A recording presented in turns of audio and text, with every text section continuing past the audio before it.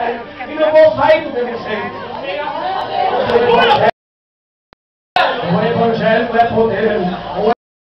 O Evangelho é de poder. O Evangelho que transforma. O Evangelho que traz a vida, a salvação eterna.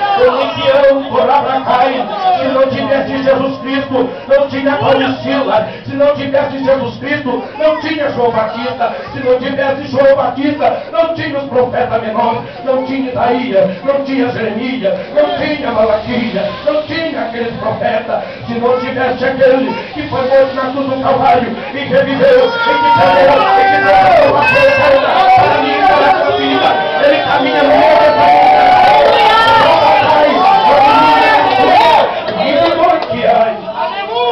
Glória a Deus! Aleluia! Aleluia! De homens, nós aprendemos. Aleluia! E esses homens marcaram a história da Bíblia.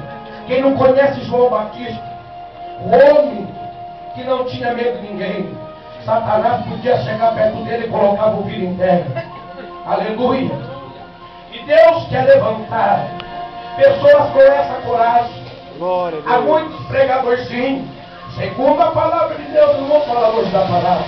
A Bíblia diz assim: vós sois o sol da terra e a luz do mundo. Vai existir. Vamos ler na Bíblia. Vamos ler na Bíblia.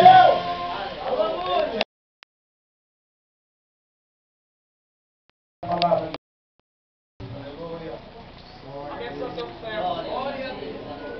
Eita, glória, aleluia! Deus me. Olha!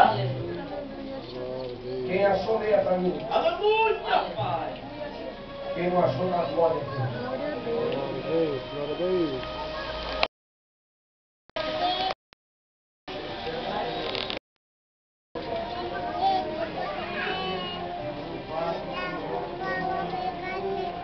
E vós sou o sal da terra.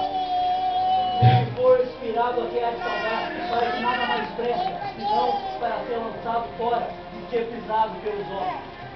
Diz a palavra de Deus. Nós somos sal da terra e a luz do mundo. Se nós perdermos o sabor em pregar a palavra de Deus, nós somos pisoteados do mundo. Exceto que muitos pregadores